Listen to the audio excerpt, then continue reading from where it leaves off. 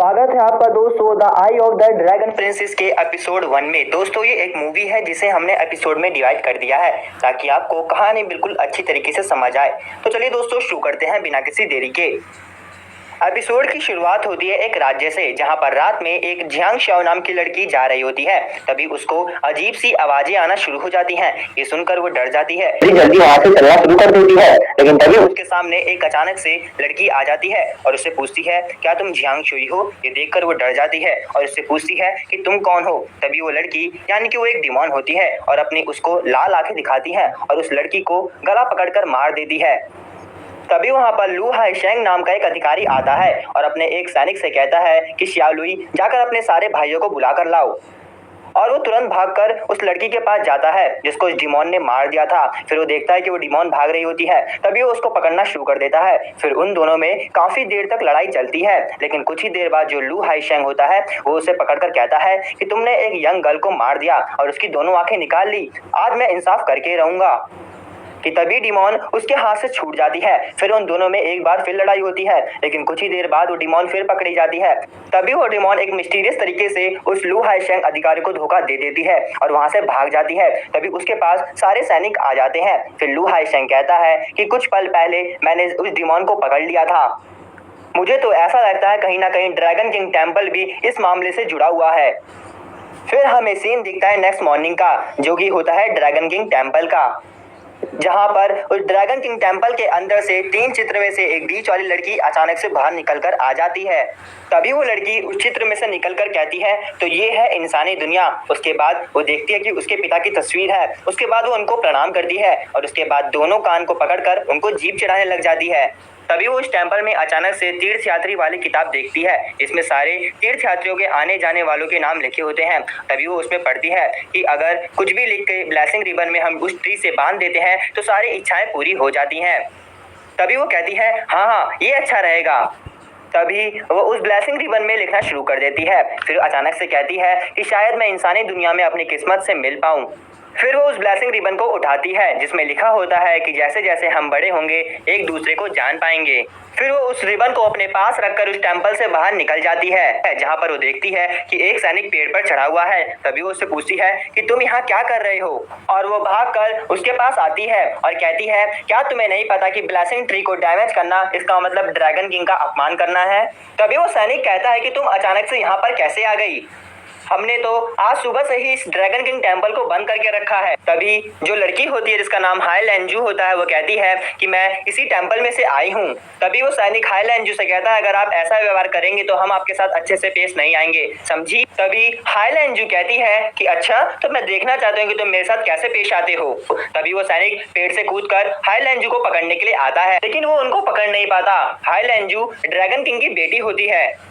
तभी हाई लैंजू के सामने लू हाईशेंग आता है और उससे कहता है कि मैं यहाँ का यूजिहो का अधिकारी हूँ, मैं यहाँ पर कुछ सबूत इकट्ठा करने आया हूँ, प्लीज हमें परेशान मत करो। तभी जो हाई लैंजू होती है वो कहती है ठीक है अगर तुम कह रहे हो तो मैं तुम्हें परेशान नहीं करूंगी। तभी लू हाईशेंग हाई लैंजू से कहता है तो ठीक है अब आप यहाँ से जाइए, ये मेरा आदेश है। और अपना एक हाथ उसकी तरफ बढ़ाता है कि तभी वो रुक जाता है। ये देखकर वो चौंक जाती है कि तभी वहाँ पर जो हाई लैंजू होता है उसका भाई आ जाता है। तभी हाई लैंजू अपने भाई से कहती है कि आप पूर्वी समुद्र में एक अच्छे अधिकारी नहीं है, आप हमेशा इंसानी दुनिया के चक्कर लगाते रहते हैं और अपनी स्किल्स का गलत यूज करते हैं। मैं आपकी कंप्लेन अपने पिताजी से कहूंगी। तभी उसका भाई कहता है कि जू तुम यहाँ केवल बारिश करवाने के लिए आई हो, तुम्हें इंसानी दुनिया के मामलों में दखल अंदाजी नहीं देनी चाहिए और ये तो बस छोटे मोटे मामले हैं। तभी हाई लैंजू कहते हैं कि छोटा मोटा मामला कैसे हो सकता है, ये अपने ड्रैगन किंग टेम्पल में इन्वेस्टिगेशन करने के लिए आए हैं, इससे हमारे टेम्पल का रेपुटेशन बेकार होगा और ये सब बैठकर मैं कैसे दे सकती हूँ। तभी उसका भाई कहता है ओ हाँ और तुम्हें रोक ही कौन सकता है, तुम जो चाहे वो कर सकती हो, वैसे मुझे बताओ तुम्हारा प्लान क्या है। तभी हाई लैंजू कहती है कि पहले मैं उसके साथ खड़ी रहूंगी और सारे इन्वेस्टिगेशन की जांच पड़ताल करूंगी, उसके बाद मैं ड्रैगन पैलेस जाऊंगी। तभी उसका भाई कहता है ठीक है पर अपनी पहचान किसी को मत बताना। तभी उसका भाई कहता है कि हाई लैंजू मेरी बात सुनो, ये फियोनिक्स मिरर का 2 जोड़ा है, एक ये अपने पास रखो और एक ये मेरे पास रहेगा, इससे तुम स्वर्ग लोक और धरती लोक से बात कर सकती हो। अगर तुम्हें कोई भी दिक्कत यहाँ पर होती है तो तुम तुरंत मुझसे बताना और हाँ, याद रखना कि इसी 3 दिन में ये शुभ काम करना होगा, क्योंकि ये 3 दिन सबसे अद्भुत समय है बारिश करवाने का।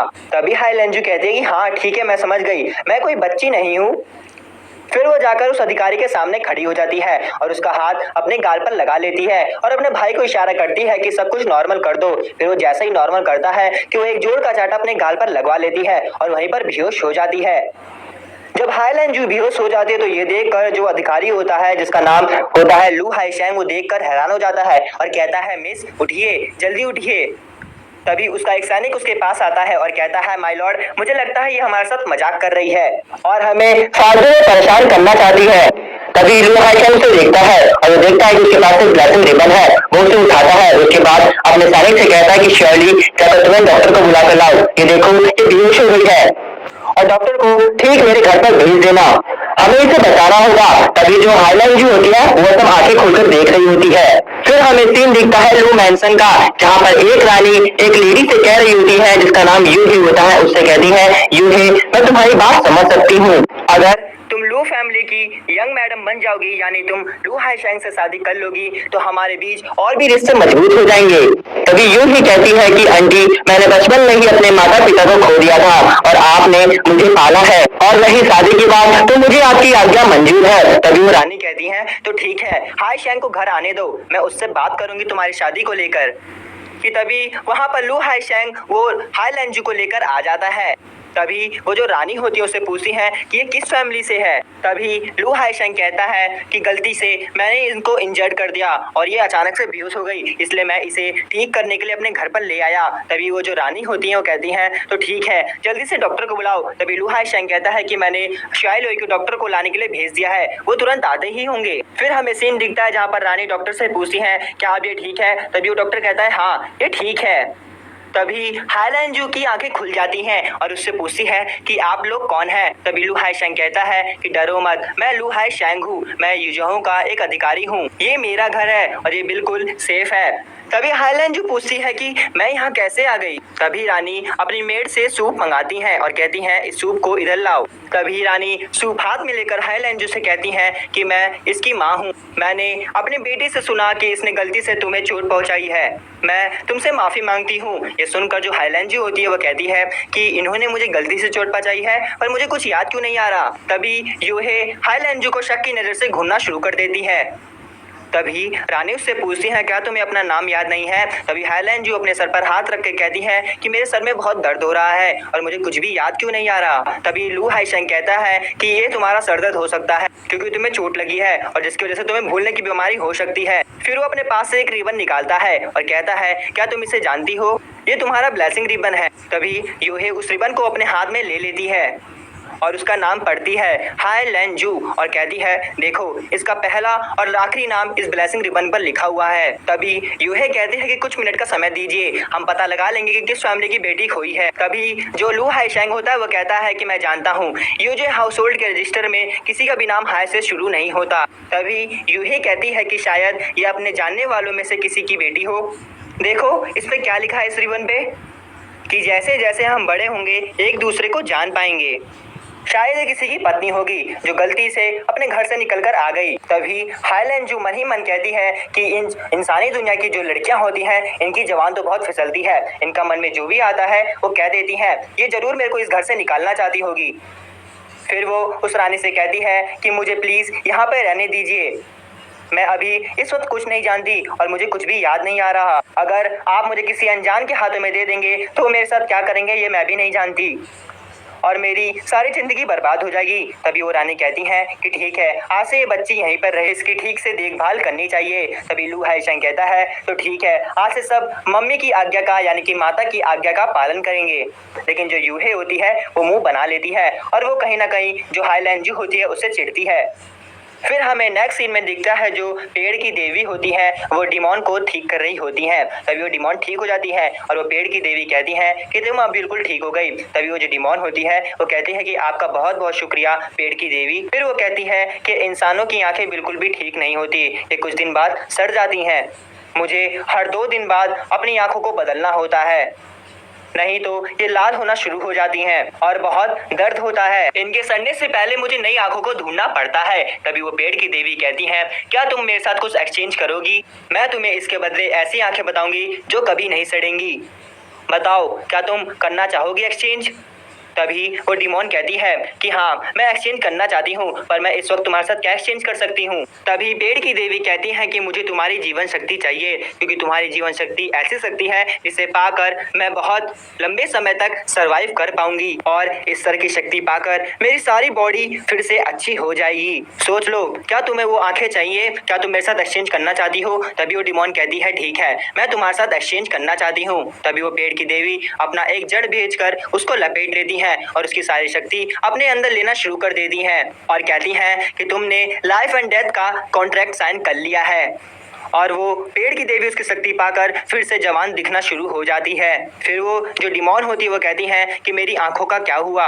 तभी वो पेड़ की देवी कहती है कि वो तुम्हारी आंखें हैं, उस पर मेरा कोई अधिकार नहीं है, लेकिन तुम्हें उसे ढूंढने के लिए कोई ना कोई तरीका निकालना पड़ेगा। तभी वो पेड़ की देवी कहती है कि पूर्वी समुद्र में हाईलैंड नाम की ड्रैगन प्रिंसेस रहती है, जिसकी आंखें ड्रैगन आई जैसी है। वो बिल्कुल स्पेशल है। वो ना कि अपने आंसू से बारिश करवा सकती है, बल्कि वो पूरे समुद्र को अपने नियंत्रण में कर सकती है। तभी वो डिमोन कहती है कि मैं उसका पता कैसे लगा पाऊंगी?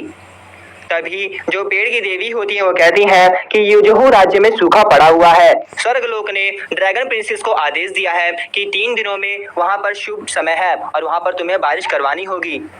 तभी जो डिमोन होती है वो कहती है, पर मैं ये कैसे कंफर्म करूंगी कि वो ड्रैगन प्रिंसेस ही है? तभी पेड़ की देवी कहती है कि जब भी ड्रैगन प्रिंसेस अपनी मैजिक का यूज करेगी, उसकी आंखें बिल्कुल लाल या नीली हो जाएंगी और जब बरसात रुक जाएगी तो फिर से वो नॉर्मल हो जाएगी। यही मौका है कि जब तुम उसका पता लगा पाओगी। तभी वो डिमोन कहती है, तो ठीक है, मैं तब तक ड्रैगन किंग टेंपल में छुप कर रहूंगी और वो जैसे ही सामने आएगी मैं उसकी आंखें निकाल लूंगी। तभी पेड़ की देवी कहती है कि ये तरीका बिल्कुल भी काम नहीं आने वाला। उसकी आंखें कोई ऑर्डिनरी आंखें नहीं है और ड्रैगन प्रिंसेस अपनी मर्जी से ही वो आंखें तुम्हें दे सकती है, या तो तुम उसे फोर्स करके उसे छीन सकती हो। तुम्हें अपना दिमाग लगाना पड़ेगा, लेकिन हाँ, तुम्हारे यात्रा में एक बाधा आ सकती है। कल तुम जिस लू हाईशेंग नाम के अधिकारी से बचकर आई थी वो तुम्हें परेशान कर सकता है और वो तुम्हें पकड़ सकता है। तभी वो जो डिमोन कहती है वो कहती है, आप चिंता मत करें, मैं उससे बच जाऊंगी। फिर वो पेड़ की देवी कहती है कि तुम ऐसे वहां पर कुछ नहीं कर पाओगे, मैं तुम्हें कुछ मैजिकल पावर देती हूँ। तभी वो मैं तुम्हें कुछ मैजिकल पावर देती हूँ। तभी वो पेड़ की देवी उसको मैजिकल पावर दे देती है और यहीं पे the I of the dragon princess का एपिसोड 1